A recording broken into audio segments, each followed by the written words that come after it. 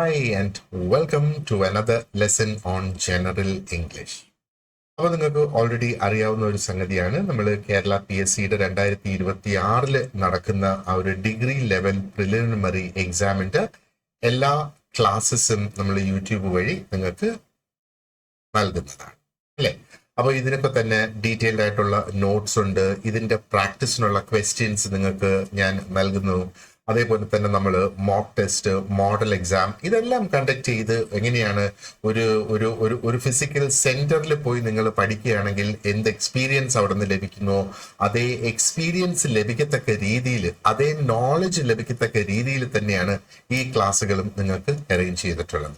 അപ്പൊ ഈ ക്ലാസ്സുകളുടെ ഒരു സവിശേഷത എന്ന് പറഞ്ഞാൽ ഇത് റെക്കോർഡ് ചെയ്യുന്ന ക്ലാസ്സുകൾ ആയതുകൊണ്ട് തന്നെ നിങ്ങൾ ജോലിയൊക്കെ ചെയ്യുന്നവരാണെങ്കിൽ നിങ്ങളുടെ സൗകര്യപ്രദമായുള്ള ഒരു സമയത്ത് നിങ്ങൾക്ക് ഈ ക്ലാസ്സുകൾ കണ്ട് തീർത്ത് പഠിച്ച് പരീക്ഷയ്ക്ക് പ്രാപ്തരാകാം എന്നുള്ളത്. നമുക്കറിയാം ഈ ഒരു പ്രാഥമിക പരീക്ഷ അല്ലെങ്കിൽ പ്രിലിമിനറി എക്സാം എന്ന് നമ്മൾ പറയുമ്പോൾ അതിൽ നിന്ന് മനസ്സിലാക്കേണ്ടത് അത് തന്നെയാണ് നമ്മുടെ ആ ഒരു മെയിൻ എക്സാമിലേക്കുള്ള നമ്മുടെ ഒരു ഗേറ്റ് വേ അല്ലെ.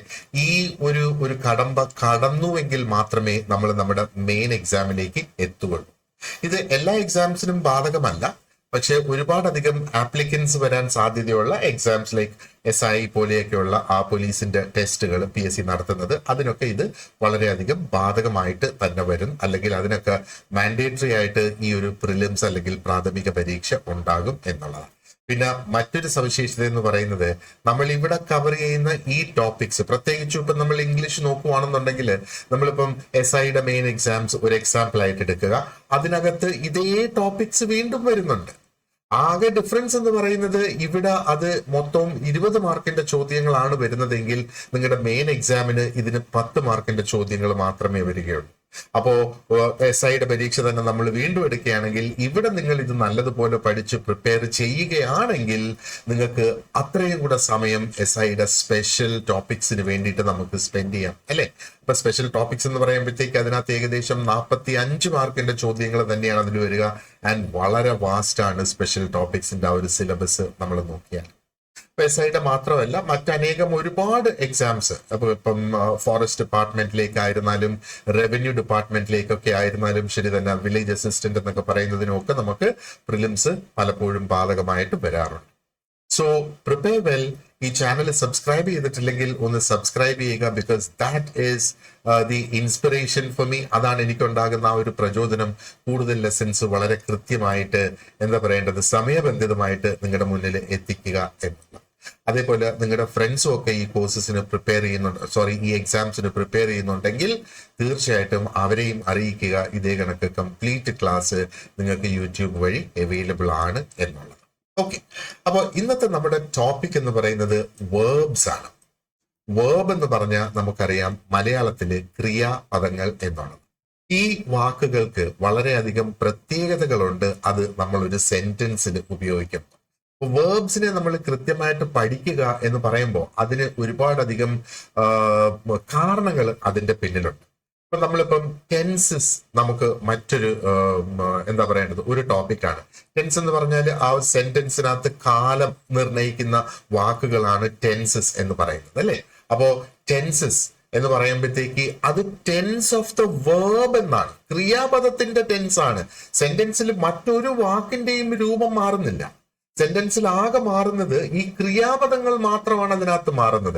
അതുകൊണ്ട് തന്നെ ക്രിയാപദങ്ങൾ വളരെ ഇമ്പോർട്ടന്റ് ആയിട്ടുള്ള ഒരു ടോപ്പിക് തന്നെയാണ്. അതിന്റെ ആ ഒരു ബേസിസ് നമ്മൾ ഒരിക്കൽ മനസ്സിലാക്കുകയാണെങ്കിൽ നമുക്ക് അത് എക്സാമിനേഷൻ ആയിരുന്നാലും നമ്മുടെ ജീവിതത്തിൽ നമുക്ക് ഇംഗ്ലീഷ് ഉപയോഗിച്ച് സംസാരിക്കുന്നതിന് വേണ്ടിയിട്ടായിരുന്നാലും ശരി, ഒട്ടും തെറ്റുകൂടാതെ നമുക്ക് സംസാരിച്ചും നമുക്ക് എഴുതിയും നമുക്ക് പരീക്ഷകളിൽ വിജയിച്ചും മുന്നോട്ട് പോകാനായിട്ട് സാധിക്കും. അപ്പോ നമുക്ക് നോക്കാം എന്താണ് ഈ ക്രിയാപദങ്ങൾ, എങ്ങനെയാണ് അതൊരു സെന്റൻസിനെ അർത്ഥവത്താക്കുന്നത്, ഒരു സെന്റൻസിന്റെ മൂല്യം വർദ്ധിപ്പിക്കുന്നത് എങ്ങനെയെന്നൊക്കെ നമുക്ക് നോക്കാം.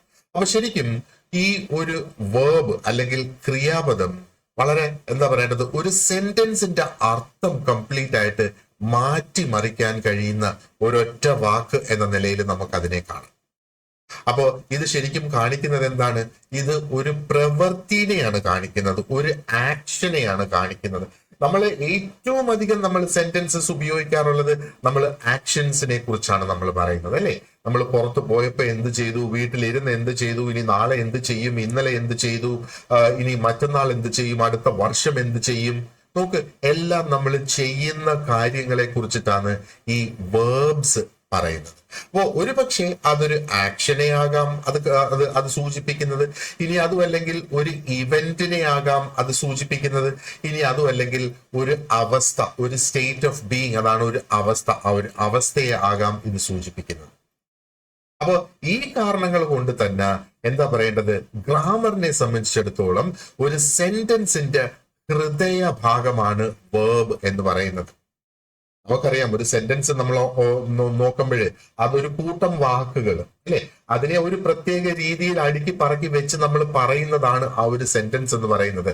ആ സെന്റൻസിൽ ഈ വേർബ് എന്ന വാക്ക് ഇല്ല എങ്കിൽ ആ സെന്റൻസിന് അർത്ഥം നഷ്ടപ്പെടുന്നു എന്നുള്ളതാണ്. അർത്ഥം നഷ്ടപ്പെടുന്ന ഒരു സെന്റൻസ് ശരിക്കും ഗ്രാമാറ്റിക്കലി കറക്റ്റ് ആയിട്ടുള്ള ഒരു സെന്റൻസ് അല്ല എന്നുള്ളതാണ്. എല്ലാ സെന്റൻസിനും ഒരു വേർബ് ഉണ്ടാകും, അല്ലെങ്കിൽ ഒരു ക്രിയാപദം ഉണ്ടാകും. എങ്കിൽ മാത്രമേ അതിന് അതിന്റെ ആ ഒരു പൂർണ്ണമായിട്ടുള്ള ഒരു അർത്ഥത്തിലേക്ക് കൊണ്ടുവരാനായിട്ട് കഴിയൂ. അപ്പൊ ഇത് ഞാൻ പറഞ്ഞത് ഇംഗ്ലീഷിലെ എല്ലാ സെന്റൻസിലും ഒരു വേർബ് ഉണ്ടായിരിക്കണം എന്നുള്ളതാണ്. ഇല്ലെങ്കിൽ അതൊരു സെന്റൻസ് ആയി മാറില്ല. ഒരു പക്ഷേ അത് ഡയറക്റ്റ് ആയിട്ട് നമ്മൾ അതിനകത്ത് ഉപയോഗിക്കുന്നു, അല്ലെങ്കിൽ അത് അതിന്റെ ആ ഒരു സെന്റൻസിന്റെ കോണ്ടെക്സ്റ്റിൽ നിന്ന് അതിനകത്തുള്ള വേർബ് നമ്മൾ മനസ്സിലാക്കിയെടുക്കണം അല്ലെ. ഒരു സെന്റൻസിനകത്ത് നമുക്കറിയാം അതിന്റെ സബ്ജക്ട് സൈഡും ഉണ്ട്, അതിന്റെ പ്രെഡിക്കേറ്റ് സൈഡും ഉണ്ട്. സബ്ജക്ട് എന്ന് പറയുമ്പോഴത്തേക്ക് ആ ഒരു കർത്താവ് വരുന്ന ആ ഒരു ഭാഗം, പ്രെഡിക്കേറ്റ് എന്ന് പറയുമ്പോഴത്തേക്ക് അതിനകത്ത് ഈ വേർബും വരും, അതായത് ക്രിയയും വരും, കർമ്മവും കൂടെയൊക്കെ വരുന്നതാണ്.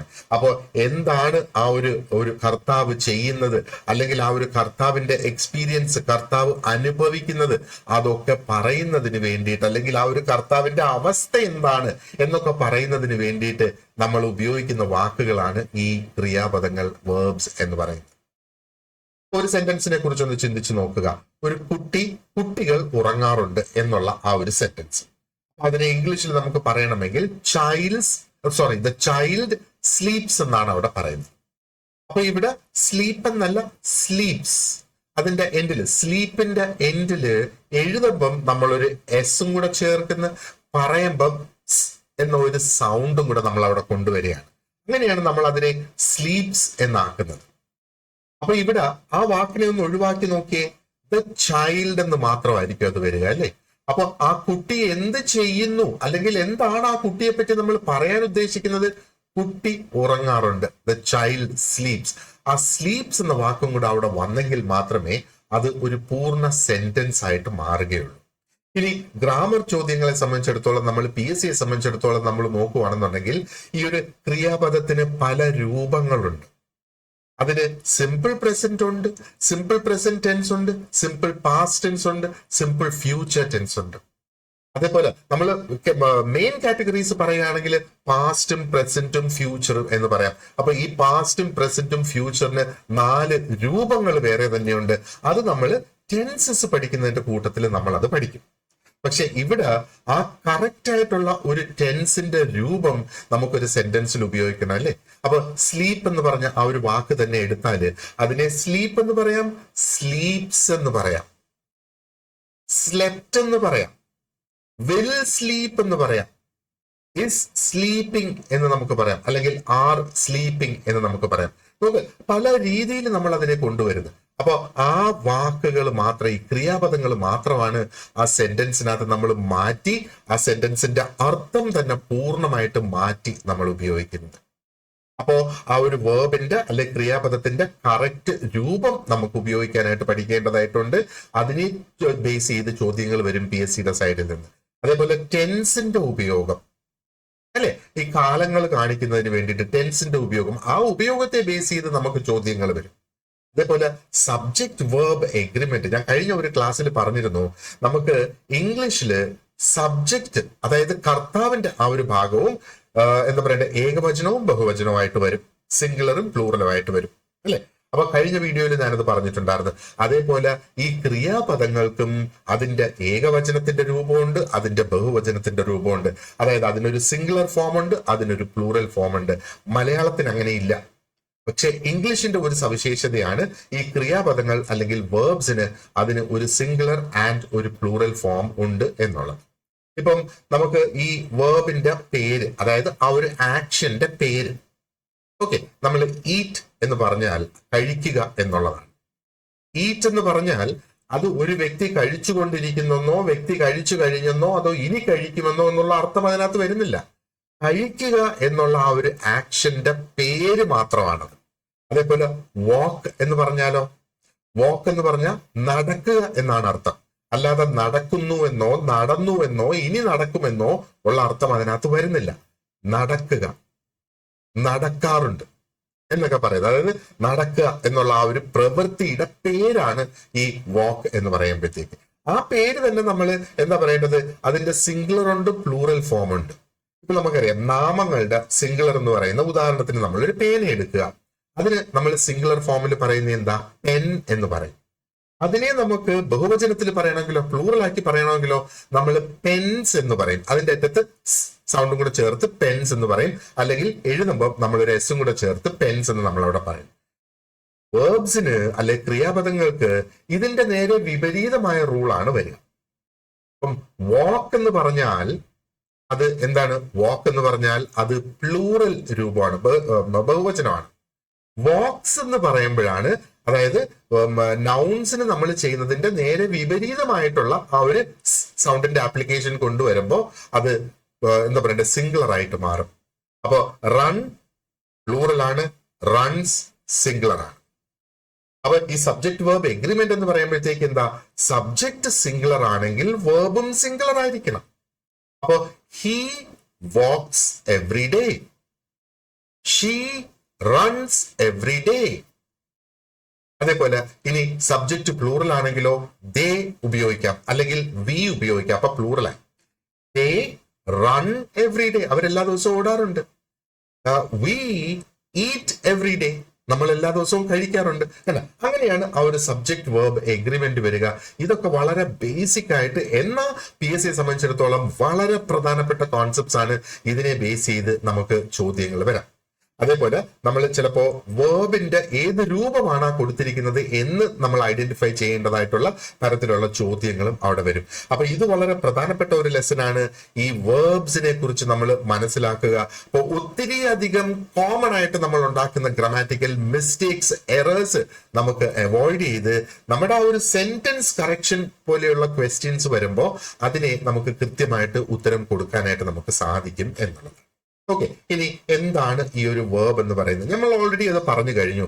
വേർബ് എന്ന് പറയുമ്പോഴത്തേക്ക് അത് ഒരു ആക്ഷൻ, ഒരു പ്രവൃത്തി, അല്ലെങ്കിൽ എന്തെങ്കിലും ഒന്ന് സംഭവിക്കുന്നതിനെ കുറിച്ച് പറയുന്നതിന് വേണ്ടി ഉപയോഗിക്കുന്ന വാക്കുകളാണ് ഈ വേർബ്സ്. അല്ലെങ്കിൽ ചിലപ്പോൾ ഒരു അവസ്ഥയെ സൂചിപ്പിക്കുന്നത്.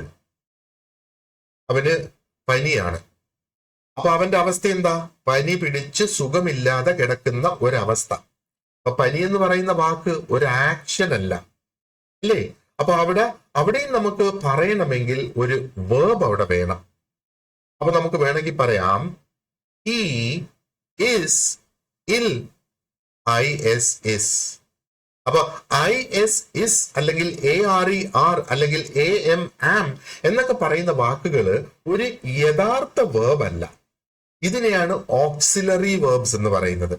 കാരണം അതൊരു സെന്റൻസിൽ ആ ഒരു വേർബിന്റെ പ്രവൃത്തിയാണ്, വേർബിന്റെ എന്താ പറയേണ്ടത്, കടമയാണ് അത് ചെയ്യുന്നത്. അപ്പോ അവന് പനിയാണ് എന്ന് നമുക്ക് പറയണമെങ്കിൽ നമ്മൾ അവിടെ ഹാസ് ഉപയോഗിക്കണം. He has fever. അപ്പൊ ഹാസും ഒരു ഓക്സിലറി വേർബാണ്. അവനും, അതായത് ഹി എന്ന വാക്കിനെയും ഫീവർ എന്ന വാക്കിനെയും ബന്ധിപ്പിച്ച് അതിന് പൂർണ്ണ അർത്ഥം കൊണ്ടുവരുന്നതാണ് ഈ ഹാസ് എന്നുള്ള വാക്ക്. അവന് പനി ആയിരുന്നു, അല്ലെ ഉണ്ടായിരുന്നു. ഹി ഹാഡ് ഫീവർ എന്ന് നമ്മൾ പറയുമ്പോഴത്തേക്ക് അതിന്റെ അർത്ഥം വീണ്ടും അവിടെ മാറുകയാണ്, അല്ലെ? അപ്പൊ ഇത്രയും മനസ്സിലാക്കുക. വേർബ് എന്ന് പറയുന്നത്, അല്ലെ ക്രിയ എന്ന് പറയുന്നത് ആ ഒരു ആക്ഷനെ സൂചിപ്പിക്കുന്നു, അല്ലെങ്കിൽ ഒരു അവസ്ഥയെ സൂചിപ്പിക്കുന്നു. അതേപോലെ ഇത് ഒരു സെന്റൻസിനെ സംബന്ധിച്ചിടത്തോളം നമുക്ക് എസെൻഷ്യൽ ആയിട്ടുള്ള ഒരു ഭാഗമാണ്. ഇത് ഒഴിച്ചു വിട്ടിട്ട് നമുക്ക് ഒരു സെന്റൻസിനെ ഉണ്ടാക്കാനായിട്ട് സാധിക്കില്ല. കാരണം എന്താ, ഒരു ബേസിക് റൂൾ, എല്ലാ സെന്റൻസിലും ഒരു ക്രിയ ഉണ്ടായിരിക്കണം, ഒരു ക്രിയാപദം വേണം. ആൻഡ് ഇത് ആ ഒരു സെന്റൻസിന്റെ പ്രെഡിക്കറ്റ് ഭാഗമായിട്ട് മാറുന്നു. അപ്പൊ ഞാൻ പറഞ്ഞു, സെന്റൻസിന് സബ്ജക്റ്റ് ഉണ്ട്, പ്രെഡിക്കറ്റ് ഉണ്ട്. സബ്ജക്റ്റ് എന്ന് പറയുന്നത് സെന്റൻസിന്റെ കർത്താവിനെ സൂചിപ്പിക്കുന്നത്. പ്രെഡിക്കറ്റ് എന്ന് പറയുമ്പോഴത്തേക്ക് കർത്താവ് ഒഴികെയുള്ള ബാക്കി എല്ലാത്തിനെയും, അതിനകത്ത് ക്രിയയും വരുന്നു, കർമ്മവും വരുന്നു. അങ്ങനെയുള്ള എല്ലാ വാക്കുകളും കൂടെ ചേരുന്നതിനെ പ്രെഡിക്കറ്റ് എന്ന് നമ്മൾ പറയും, അല്ലെ? അപ്പോ ഈ വേർബ് എപ്പോഴും പ്രെഡിക്കറ്റിന്റെ ഭാഗമായിരിക്കും, അത് സബ്ജക്റ്റിന്റെ ഭാഗം അല്ല എന്നുള്ളതാണ് മനസ്സിൽ വെക്കേണ്ടത്. അപ്പോൾ ഇത് നമ്മൾ ഓൾറെഡി ചർച്ച ചെയ്തതാണ്. അതായത് ഒരു സെന്റൻസ്, അതിനകത്ത് ആ ഒരു വേർബ് അല്ലെങ്കിൽ ക്രിയാപദം ഇല്ല എങ്കിൽ ആ ഒരു സെന്റൻസ് ഇൻകംപ്ലീറ്റ് ആകുന്ന, ആ സെന്റൻസ് പൂർണ്ണമാകില്ല, ആ സെന്റൻസ് അർത്ഥവത്താകില്ല. അതേപോലെ ഈ വേർബ് എന്താണ് നമ്മളെ കാണിക്കുന്നത്, ആ ഒരു സെന്റൻസിന്റെ സബ്ജക്റ്റ്, കർത്താവ് എന്ത് ചെയ്യുന്നു, അല്ലെങ്കിൽ എന്താണ്, അല്ലെങ്കിൽ എന്ത് അവസ്ഥയിലാണ് എന്നൊക്കെ നമ്മളെ മനസ്സിലാക്കുന്ന വാക്കാണ് വേർബ്സ് എന്ന് പറയുന്നത്. ഗ്രാമറിനെ സംബന്ധിച്ചിടത്തോളം പ്രധാനപ്പെട്ടതുമാണ്. ഓക്കെ, ഇനി എന്തൊക്കെ തരം വേർബ്സ് ആണ് ഉള്ളത് എന്ന് നമുക്ക് നോക്കാം. ഇവിടെ നമ്മൾ നോക്കുകയാണെന്നുണ്ടെങ്കിൽ നമുക്ക് മെയിൻ വേർബ്സ് ഉണ്ട്. മെയിൻ വേർബ്സിനെയാണ് ആ ഒരു ലെക്സിക്കൽ വേർബ്സ് എന്ന് പറയുന്നത്. കാരണം എന്താ, ആ വാക്കിലാണ് അതിന്റെ പ്രധാന അർത്ഥം വരുന്ന വാക്കുകൾ. ആ സെന്റൻസിന്റെ ഏറ്റവും പ്രധാനപ്പെട്ട ആക്ഷനെ ഡിസ്ക്രൈബ് ചെയ്യുന്ന വാക്കുകളാണ് എന്താ പറയേണ്ടത്, ആ ഒരു മെയിൻ വേർബ് എന്ന് പറയുന്നത്. ഒരു വേർബിനെ നമുക്ക് എന്താ പറയേണ്ടത്, തനിയെ ആ ഒരു വാക്ക് മാത്രം പറഞ്ഞാലും അതിന് അർത്ഥമുണ്ട്, പൂർണ്ണ അർത്ഥമുണ്ട്.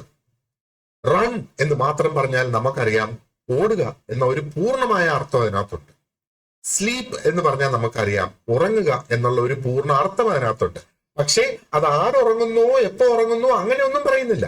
ഉറങ്ങുക എന്ന് പറഞ്ഞാൽ അതിന് പൂർണ്ണ അർത്ഥം അവിടെ വരുന്നു എന്നുള്ളതാണ് ഞാൻ അവിടെ ഉദ്ദേശിച്ചത്, അല്ലേ? ഓക്കെ, അപ്പൊ ഈ വാക്കുകളെ നമുക്ക് തനിയെ അത് മാത്രമായിട്ട് നമുക്ക് ഉപയോഗിക്കാൻ കഴിയുന്ന വാക്കുകളാണ് ഈ മെയിൻ വേർബ്സ് അല്ലെങ്കിൽ ലെക്സിക്കൽ വേർബ്സ് എന്ന് പറയുന്നത്. ഇനി മറ്റൊരു സെറ്റ് ഓഫ് വേർബ്സ് ഉള്ളത് ഓക്സിലറി വേർബ്സ് ആണ്. അപ്പൊ ഈ ഓക്സിലറി വേർബ്സ് എന്ന് പറയുമ്പോഴത്തേക്ക് അത് പ്രധാനപ്പെട്ട വേർബിന് പകരം ഉപയോഗിക്കുന്ന ഒരു വാക്കാണ് ഓക്സിലറി. പിന്നെ നമുക്ക് മോഡാൽ വേർബ്സ് ഉണ്ട്, പിന്നെ finite and non finite verbs ഉണ്ട്. ഇനി ഇത് ഓരോന്നും നമുക്ക് സ്പെസിഫിക് ആയിട്ടൊന്ന് നോക്കാം. മെയിൻ വേർബ്സ് ഞാൻ നേരത്തെ പറഞ്ഞതുപോലെ അതിന് പ്രധാന അർത്ഥം അതിനകത്ത് കിടക്കുകയാണ്. അത് ഒരു ആക്ഷൻ അല്ലെങ്കിൽ ഒരു അവസ്ഥയെ സൂചിപ്പിക്കുന്നു. ഓക്കെ, അതിനുവേണ്ടി ഉപയോഗിക്കുന്ന വാക്കുകളാണ് ഈ പ്രധാനപ്പെട്ട വാക്കുകൾ എന്ന് പറയുന്നത്. ഇനി ഓക്സിലറി വേർബ്സ് എന്ന് പറയുമ്പോഴോ, ഇത് ആ ഒരു പ്രധാനപ്പെട്ട വേർബിനെ ഹെൽപ്പ് ചെയ്യുന്നതിന് വേണ്ടി പലപ്പോഴും നമ്മൾ ഉപയോഗിക്കുന്നത്, അത് പ്രത്യേകിച്ചും പ്രസന്റ് കണ്ടിന്യൂസ് ആയിട്ടുള്ള സെന്റൻസിൽ നമ്മൾ ഉപയോഗിക്കുന്നത്. ആൻഡ് ഇത് ശരിക്കും നമുക്ക് ആ ഒരു ടെൻസും വോയിസ്, ആക്റ്റീവ് വോയിസ് ആണോ പാസീവ് വോയിസ് ആണോ എന്നൊക്കെയുള്ളത് മനസ്സിലാക്കാനായിട്ട് നമ്മൾ ഹെൽപ്പ് ചെയ്യുന്നു എന്നുള്ളതാണ്. അപ്പൊ ഇവിടെ ബി വേർബ്സ് ഉണ്ട്. ബി വേർബ്സ് എന്ന് പറയുമ്പോഴത്തേക്ക് ഇസും ആമും ആറും ആണ് ബി വേർബ്സ് എന്ന് പറയുന്നത്. പഴയ ഇംഗ്ലീഷില് ഈ ഇസും ആമും ആറും ഇല്ലാത്ത ഒരു സാഹചര്യം ഉണ്ടായിരുന്നു. ഇംഗ്ലീഷ് എന്ന ഭാഷ പൊതുവെ പറയുന്നത് അതൊരു ജീവനുള്ള ഭാഷ എന്നാണ് പറയുന്നത്. അതായത് ഈ ഒരു ലാംഗ്വേജ് മാറിക്കൊണ്ടേയിരിക്കുകയാണ്. മനുഷ്യന്റെ അവസ്ഥകൾ മാറുന്നത് പോലെ ഇംഗ്ലീഷിന്റെ അവസ്ഥയും മാറി മാറി വരുന്നത്. അപ്പോൾ ആ പഴയ ഇംഗ്ലീഷില് ബി മാത്രം. അപ്പൊ നമുക്കിപ്പോ പറയണം, അവൻ എന്റെ സുഹൃത്താണെന്ന് പറയണമെങ്കിൽ ഹി ബി മൈ ഫ്രണ്ട് എന്നായിരുന്നു അന്ന് പറഞ്ഞുകൊണ്ടിരുന്നത്. അതിനെ പിന്നെ മാറി ഒരു മാറ്റം കൊണ്ടുവരണം. അതായത് ആ ഒരു ഈ ലോകത്തെമ്പാടും ഉപയോഗിക്കുന്ന ഒരു ഭാഷ ആയതുകൊണ്ട് ആൾക്കാർക്ക് ഒരു കൃത്യത ലാംഗ്വേജിൽ കൊണ്ടുവരുന്നതിന് വേണ്ടിയിട്ട് ആ ഹി ബി മൈ ഫ്രണ്ട് എന്നുള്ളത് മാറി അവിടെ സിംഗുലർ ആണ് സബ്ജക്റ്റ് എങ്കിൽ ഹി ആണെങ്കിൽ ബിക്ക് പകരം ഇസ് ഉപയോഗിക്കുക. ദേ ആർ ഫ്രണ്ട്സ്, അവർ എന്ന വാക്ക് അത് പ്ലൂറൽ ആണ്. അപ്പൊ പ്ലൂറൽ ആകുമ്പം ദേ ബി ഫ്രണ്ട്സ് എന്ന് പറയുന്നതിന് പകരം ദേ ആർ ഫ്രണ്ട്സ് എന്ന് അവിടെ പറയുന്നു. അതാണ് അതിനകത്ത് ആ ഒരു വ്യത്യാസം വരിക. അതാണ് ഓക്സിലറി വേർബ്സ് എന്ന് പറയുന്നത്. ഇനി പല സെന്റൻസിലും നമുക്ക് നമ്മുടെ അവസ്ഥകൾ പറയുന്നതിന് വേണ്ടിയിട്ട് I am a doctor, I am a teacher, ഞാനൊരു ടീച്ചർ ആകുന്നു. He is a teacher, he is my friend. നോക്ക്, അതിനകത്തൊന്നും വേറെ വേർബ്സ് ഇല്ല. അതിപ്പോ അതിനകത്ത് വരുന്ന വേർബ്സ് ആണ് ഈ എന്താ പറയേണ്ടത്, ഇസും ആമും ആറും എന്താ പറയേണ്ടത്, ഇനി അല്ലെങ്കിൽ ഹാവ്, ഡു അങ്ങനെയൊക്കെയുള്ള വാക്കുകൾ. അവന് ഒരു കാർ ഉണ്ട് എന്ന് നമുക്ക് പറയണമെങ്കിൽ ഹി ഹാസ് എ കാർ എന്നാണ് നമ്മൾ പറയുന്നത്, അല്ലേ? അപ്പൊ അവിടെ വേറെ വേർബ് ഇല്ല. എന്നാൽ ഇംഗ്ലീഷിന്റെ ബേസിക് റൂൾ എന്താണ്? എല്ലാത്തിലും ഒരു വേർബ് ഉണ്ടാകണം. എല്ലാ വാചകങ്ങളിലും ഒരു വേർബ്, എല്ലാ സെന്റൻസിലും ഒരു വേർബ് ഉണ്ടാകണം. അപ്പൊ അവിടെ വേർബിന്റെ ആ ഒരു സ്ഥാനത്ത് നിൽക്കുന്നത് ഹാസ് ആണ്. ഹാസ് കാണിക്കുന്നത് ഓണർഷിപ്പ് അല്ലെങ്കിൽ പൊസഷൻ ആണ് കാണിക്കുന്നത്. അപ്പം ഹി എന്ന വാക്കിനെയും എ കാർ എന്ന വാക്കിനെയും അപ്പൊ സെന്റൻസിന്റെ രണ്ട് ഭാഗങ്ങളായി. ഈ രണ്ട് ഭാഗങ്ങളെയും കൂട്ടി യോജിപ്പിച്ച് ഒരു പൂർണ്ണ അർത്ഥം നമുക്ക് തരണമെങ്കിൽ ആ വാക്കില്ലാതെ നമുക്കത് പറ്റില്ല എന്നുള്ളത്. അതാണ് ഓക്സിലറി വേർബ്സ്. ഇനി അടുത്തത് നമുക്ക് മോഡൽ വേർബ്സ് ആണ് നമുക്ക് ഇവിടെ കാണാനുള്ളത്. അപ്പം മോഡൽ വേർബ്സ് എന്ന് പറയുന്നത് ഒരു special types of auxiliary verbs ആണ്. അപ്പൊ ഇതും ഓക്സിലറി മെയിൻ വേർബിന് പകരം ഉപയോഗിക്കുന്ന വാക്കുകളാണ് ഇത്. പക്ഷെ ഈ മോഡൽ വേർബ്സ് ഉപയോഗിച്ചുകൊണ്ട് നമ്മൾ കഴിവുകളെ കുറിച്ച് പറയാനായിട്ട് ഉപയോഗിക്കുന്ന കഴിവെന്ന് പറയുമ്പോൾ എബിലിറ്റി, അനുവാദം നൽകുന്നതിന് വേണ്ടി, പെർമിഷൻ കൊടുക്കുന്നതിന് വേണ്ടി ഉപയോഗിക്കുന്നു. പോസിബിലിറ്റീസിനെ കുറിച്ച് പറയാൻ, സാധ്യതകളെ കുറിച്ച് പറയാൻ ഉപയോഗിക്കുന്ന. നെസസിറ്റി, ഒരു ആവശ്യകതയെ കുറിച്ച് പറയാനായിട്ട് ഉപയോഗിക്കുന്ന. ഓബ്ലിഗേഷൻ, നമ്മൾ നിർബന്ധമായും നിറവേറ്റേണ്ട ചില കടമകളാണ് ഓബ്ലിഗേഷൻസ് എന്ന് പറയുന്നത്. അല്ലെങ്കിൽ നമ്മൾ അഡ്വൈസ് കൊടുക്കാനായിട്ട് ഉപയോഗിക്കുന്നു. അഡ്വൈസ് എന്ന് പറയുമ്പോഴത്തേക്ക് നല്ല കാര്യം ആർക്കെങ്കിലും പറഞ്ഞു കൊടുക്കുക എന്നുള്ളത് അല്ലെ, അത് പറയാനായിട്ടൊക്കെ നമ്മൾ ഉപയോഗിക്കുന്നത്. അപ്പൊ മോഡൽ വേർബ്സ് എന്ന് പറയുന്നത് സബ്ജക്റ്റ് മാറുന്നതനുസരിച്ച് മോഡൽ വേർബ്സ് മാറില്ല. അതൊരു മറ്റു പ്രത്യേകതയാണ്. ഹി ക്യാൻ സ്വിം, ഒരു സെന്റൻസ് ആലോചിച്ച് നോക്ക്. അവന് നീന്താൻ കഴിയും അവന് നീന്താൻ കഴിവുണ്ട്. ഹി ക്യാൻ സ്വിം എന്നാണ് പറയുന്നത് അല്ലെ. ഇനി നേരെ മറിച്ച് ദേ ഉപയോഗിച്ച് നോക്കിയേ. ദേയും ദേ ക്യാൻ സ്വിം എന്നാണ് പറയുന്നത്. അപ്പൊ മോഡൽ വേർബ്സും ഓക്സിലറി വേർബ്സും മെയിൻ വേർബ്സും ആയിട്ടുള്ള വ്യത്യാസം എന്താണ്? മെയിനും ഓക്സിലറിയും അതിന്റെ രൂപം മാറും സബ്ജക്റ്റ് മാറുന്നതനുസരിച്ച്. എന്നാൽ മോഡൽ വേർബ്സിന്റെ രൂപം മാറത്തില്ല സബ്ജക്റ്റ് മാറുന്നതനുസരിച്ച്. മനസ്സിലായോ? അപ്പോ മോഡൽ വേർബ്സിന്റെയും കറക്റ്റ് യൂസേജ്, അതിന്റെ അർത്ഥം ഒക്കെ അറിയാമോ എന്ന് ചെക്ക് ചെയ്യുന്നതിനുള്ള ക്വസ്റ്റ്യൻസ് നമുക്ക് വരും. ഇനി അടുത്തത് നമുക്കുള്ള ലാസ്റ്റ് ടൈപ്പ് ഓഫ് വേർബ്സ് ആണ് ഫൈനൈറ്റ് വേർബ്സ്. നോൺ ഫൈനൈറ്റ് വേർബ്സും ഉണ്ട്. ഓക്കെ, അത് അടുത്ത നമുക്ക് നോക്കാം. അപ്പൊ എന്താണ് ഈ ഫൈനൈറ്റ് വേർബ്സ് എന്ന് പറയുന്നത്? അപ്പോ വേർബ്സിനെ വീണ്ടും രണ്ടായിട്ട് ക്ലാസിഫൈ ചെയ്യുന്നതാണ് ഫൈനൈറ്റ് വേർബ്സും നോൺ ഫൈനൈറ്റ് വേർബ്സും. പക്ഷെ ഇതെന്തിനെയാണ്? ഞാൻ നേരത്തെ സബ്ജക്ട് വേർബ് എഗ്രിമെന്റ് എന്ന് പറഞ്ഞില്ലേ? ഈ വാക്കുകൾ, ഈ വേർബ്സ് അതിന്റെ സബ്ജക്റ്റുമായിട്ട് ഏത് രീതിയിലാണ് കണക്ട് ചെയ്ത് ചേർന്ന് എഗ്രി ആയി പോകുന്നത്, അതിനെ അനുസരിച്ച് ഫൈനൈറ്റ് വേർബ്സും നോൺ ഫൈനൈറ്റ് വേർബ്സും ഉണ്ട്. അപ്പൊ ഇവിടെ ഫൈനൈറ്റ് വേർബ് എന്ന് പറയുമ്പോഴത്തേക്ക് this is the verb that changes according to the subject and the tense. Tense മാറുന്നതനുസരിച്ച് സബ്ജക്റ്റ് മാറുന്നത്. സബ്ജക്റ്റ് സിംഗുലർ അല്ലെങ്കിൽ പ്ലൂറൽ ആകാം. ഒരു വ്യക്തിയുടെ പേര് മാത്രം പറഞ്ഞാൽ അത് സിംഗുലർ ആണ്. അപ്പോ ആ ഒരു സബ്ജക്റ്റ് മാറുന്നതനുസരിച്ച് മാറുന്ന വേർബ്സിനെ നമ്മൾ ഫൈനൈറ്റ് വേർബ് എന്നും പറയുന്നത്. ഇത് ടെൻസസ് കാണിക്കാനായിട്ട് നമുക്ക് ഉപയോഗിക്കുകയും ചെയ്യാം അല്ലെ. അപ്പോ റൈറ്റ്സ് എന്ന വാക്ക്, റൈറ്റ്സ് നോക്ക്, റൈറ്റ് എന്ന വാക്കുമുണ്ട്, റൈറ്റ്സ് എന്ന വാക്കുമുണ്ട്. അപ്പോ റൈറ്റ് ആണ് എഴുതുക എന്ന അർത്ഥം വരുന്നത്. അതിന്റെ ഇവിടെ വരെ റൈറ്റ്, അതിന്റെ അറ്റത്ത് നമ്മൾ ആ ഒരു സൗണ്ട് അല്ലെങ്കിൽ എസ് എന്ന ആൽഫബറ്റും കൂടെ ചേർത്ത് കഴിയുമ്പോഴത്തേക്ക് ഇത് സിംഗുലർ ആയി മാറുന്നു. അപ്പോ he writes well, they write well അല്ലെ. അപ്പൊ മാറിയില്ലേ, ആ ഒരു വേർബിന്റെ രൂപം മാറിയില്ലേ? അപ്പൊ സബ്ജക്റ്റ് പ്ലൂറൽ ആകുമ്പം റൈറ്റ് വരും, സബ്ജക്റ്റ് സിംഗുലർ ആകുമ്പം റൈറ്റ്സ് വരും. അങ്ങനെ മാറുന്നതും ടെൻസ് കാണിക്കാൻ സാധ്യതയുള്ള വാക്കുകളിനെയും ഫൈനൈറ്റ് വേർബ്സ് എന്ന് പറയുന്നു. ഓക്കെ, ഇനി നോൺ ഫൈനൈറ്റ് എന്ന് പറയുമ്പോഴത്തേക്ക് എന്താ? അവിടെ സബ്ജക്ട് വേർബ് എഗ്രിമെന്റ് വരത്തില്ല. ആ സബ്ജക്റ്റുമായിട്ട് എഗ്രി ചെയ്യാതെ വരുന്ന വാക്കുകളെയാണ്, അല്ലെങ്കിൽ അങ്ങനെയുള്ള വാക്കുകൾ, അല്ലെങ്കിൽ സബ്ജക്റ്റ് മാറുന്നതനുസരിച്ച് ഇവിടെ വേർബിന്റെ രൂപം മാറത്തില്ല എന്നുള്ളതാണ്. അതിനെയാണ് നോൺ ഫൈനൈറ്റ് വേർബ്സ് എന്ന് പറയുന്നത്. അപ്പൊ ഇങ്ങനെയുള്ള വേർബ്സിന് ഒരു മെയിൻ വേർബായിട്ട് ആ ഒരു സെന്റൻസിൽ എക്സിസ്റ്റ് ചെയ്യാനായിട്ട് കഴിയില്ല എന്നുള്ളതാണ്. ആ ഒരു വേർബ് മാത്രം എടുത്തിട്ട് അതിനെ സ്വയമേ അല്ലെങ്കിൽ അതിനെ ഇൻഡിവിജ്വൽ ആയിട്ട് ഒരു മെയിൻ വേർബാക്കി നമുക്ക് നിർത്താനായിട്ട് കഴിയില്ല. അപ്പം നോൺ ഫൈനൈറ്റ് വേർബ്സ് എന്ന് പറയുമ്പോഴത്തേക്ക് അതിനകത്ത് ഇൻഫിനിറ്റീവ്സ് വരും. ഇൻഫിനിറ്റീവ്സ് എന്ന് പറഞ്ഞാല് ടു ചേർത്ത് നമ്മൾ പറയുന്ന verb. To read, read, to read എന്ന് പറയുന്ന അതിന്റെ ഇൻഫിനിറ്റീവ് ഫോം ആണ്. അതേപോലെ ജെറൻസ്, ING ചേർത്ത് റീഡിങ് എന്ന് പറയുന്നത്.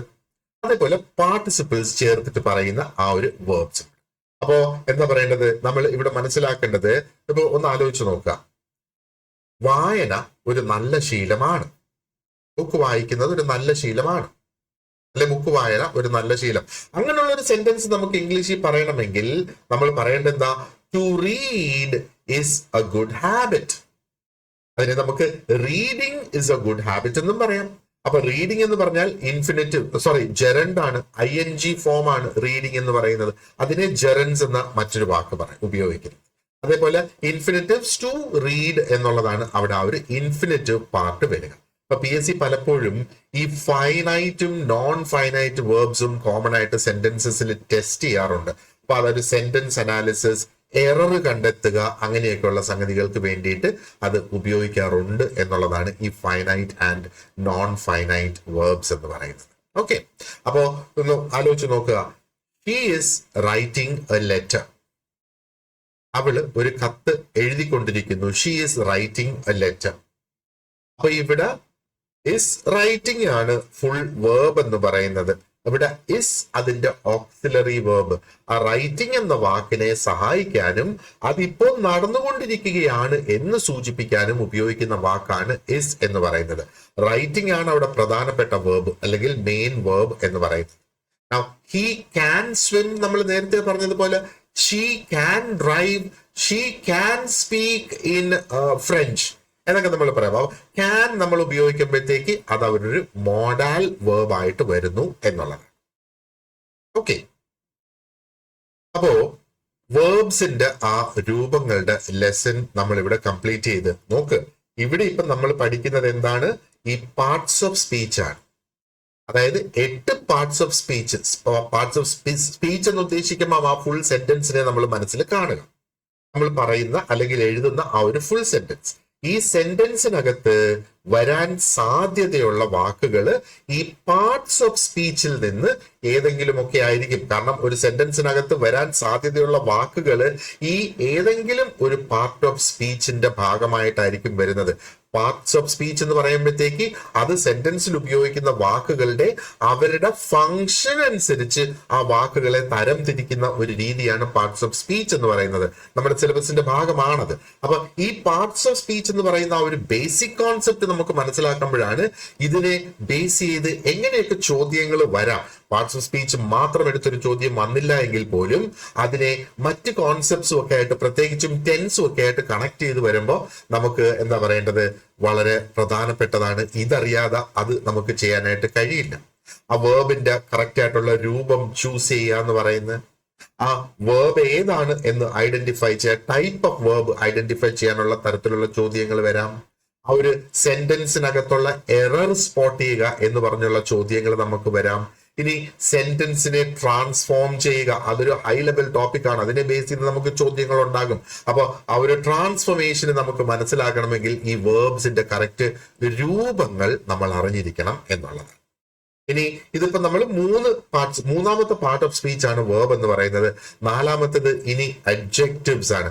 അഡ്ജക്റ്റീവ്സ് എന്ന് പറഞ്ഞാൽ നാമങ്ങളെ കുറെ കൂടെ വിശേഷിപ്പിക്കുന്ന വാക്കുകളാണ് അഡ്ജക്റ്റീവ്സ് എന്ന് പറയുന്നത്. അത് നമുക്ക് അടുത്ത ലെസണിൽ നമുക്ക് ചെയ്യാം. ഓക്കെ, അപ്പോ ഇത് നമുക്ക് ഇവിടെ വൈൻഡപ്പ് ചെയ്യാം. ആൻഡ് ഡിസ്ക്രിപ്ഷൻ ബോക്സിൽ ഞാനൊരു ലിങ്ക് കൊടുത്തിട്ടുണ്ട് നമ്മുടെ വാട്സാപ്പ് സ്റ്റഡി ഗ്രൂപ്പ് ജോയിൻ ചെയ്യുന്നതിന്. അപ്പൊ നിങ്ങൾക്ക് നോട്ട്സും ക്വസ്റ്റ്യൻസും ഒക്കെ പ്രാക്ടീസിന് വേണ്ടി ആവശ്യമുണ്ട് എന്നുണ്ടെങ്കിൽ നമ്മുടെ വാട്സാപ്പ് സ്റ്റഡി ഗ്രൂപ്പിൽ ജോയിൻ ചെയ്യുക. അവിടെ ഓരോ ലെസൺ അപ്ഡേറ്റ് ചെയ്യുമ്പോഴും ഞാൻ അവിടെ ഒരു ടേബിൾ ഓഫ് കണ്ടന്റ്സ്, ഒരു വേർഡ് ഡോക്യുമെന്റിൽ ഒരു ടേബിൾ ഓഫ് കണ്ടന്റ്സ് അവിടെ ഇടും. അതിനകത്ത് ലിങ്കുകളുണ്ട്. നിങ്ങൾക്ക് ആ ഒരു ക്വസ്റ്റ്യൻ സെറ്റ് ഡൗൺലോഡ് ചെയ്യാനും നോട്ട്സ് ഡൗൺലോഡ് ചെയ്യാനും ആ വീഡിയോ അവിടെ നിന്ന് കാണാനും, അതായത് ഈ വീഡിയോ അവിടെ നിന്ന് കാണുന്നതിനുമൊക്കെ. ഇനി എന്താ പറയേണ്ടത്, നമ്മുടെ കോഴ്സുകളെ കുറിച്ചോ അല്ലെങ്കിൽ നിങ്ങൾക്ക് എന്തെങ്കിലും സംശയങ്ങൾ ഉണ്ടെങ്കിലോ സ്ക്രീനിൽ കാണുന്ന ഈ ഒരു നമ്പറിൽ നിങ്ങൾക്ക് എന്നെ ബന്ധപ്പെടാം. വാട്സാപ്പ് ഗ്രൂപ്പിൽ ജോയിൻ ചെയ്തിട്ടുണ്ടെങ്കിൽ ആ ഗ്രൂപ്പിൽ നിങ്ങൾക്ക് മെസ്സേജസ് പോസ്റ്റ് ചെയ്യാം.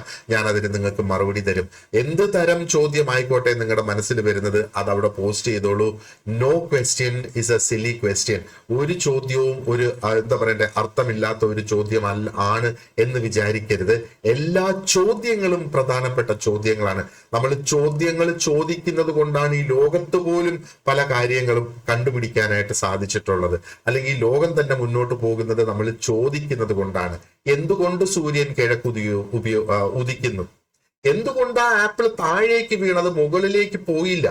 ഇങ്ങനെയുള്ള ചോദ്യങ്ങൾ മനുഷ്യന്റെ മനസ്സിൽ വന്നതുകൊണ്ടും ആ ചോദ്യങ്ങൾ അവർ ചോദിച്ചത് കൊണ്ടുമാണ് നമുക്ക് ഇന്ന് പലതും ഉള്ളത്. അപ്പൊ നിങ്ങളും നിങ്ങളുടെ മനസ്സിലുള്ള ചോദ്യങ്ങൾ എന്ത് തന്നെ ആയിക്കോട്ടെ അത് ചോദിക്കുക. അത് എന്നോട് ചോദിക്കുമ്പോഴത്തേക്ക് എനിക്ക് കൃത്യമായിട്ട് മനസ്സിലാകും നിങ്ങൾക്ക് ഏത് ഏരിയയിലാണ് ഞാൻ ഇനി ഫോക്കസ് ചെയ്ത് കുറച്ചും കൂടെ ക്ലാസ്, അല്ലെങ്കിൽ അതിന് വേണ്ടിയിട്ട് ഒരു ക്ലാരിഫിക്കേഷൻ, അല്ലെങ്കിൽ അതിനെ ബേസ് ചെയ്ത് ഒരു കുറെ ക്വസ്റ്റ്യൻസ് അത് തയ്യാറാക്കേണ്ടത് എന്ന് എനിക്ക് മനസ്സിലാക്കാനായിട്ട് സാധിക്കും. Okay, so thank you very much for joining me today and you have an excellent day ahead. ഈ വീഡിയോ സബ്സ്ക്രൈബ് ചെയ്തിട്ട് ഈ ചാനൽ സബ്സ്ക്രൈബ് ചെയ്തിട്ടില്ലെങ്കിൽ ഒന്ന് സബ്സ്ക്രൈബ് ചെയ്യുക, നിങ്ങളുടെ ഫ്രണ്ട്സിന് ഷെയർ ചെയ്ത് കൊടുക്കുക. അതേപോലെ ലൈക്ക്, നിങ്ങളുടെ ക്വസ്റ്റ്യൻസ് യൂട്യൂബിൽ നിങ്ങൾക്ക് ചോദിക്കാം, ഞാൻ അതിന് നിങ്ങൾക്ക് കൃത്യമായിട്ടുള്ള മറുപടി തരുന്നതായിരിക്കും. നമ്മുടെ ക്ലാസ്സുകൾ ഇങ്ങനെയായിരിക്കും, 20 മുതൽ 30 മിനിറ്റ് വരെ ആയിരിക്കും ഓരോ ലെക്ചറും ഉണ്ടാവുക. അപ്പൊ ഇതിന്റെ അടുത്ത ക്ലാസ്സിൽ ബാക്കിയുള്ള ടോപ്പിക്സ് നമുക്ക് കണ്ടിന്യൂ ചെയ്യാം. So thank you very much for watching this lesson once again, and you have an excellent day ahead.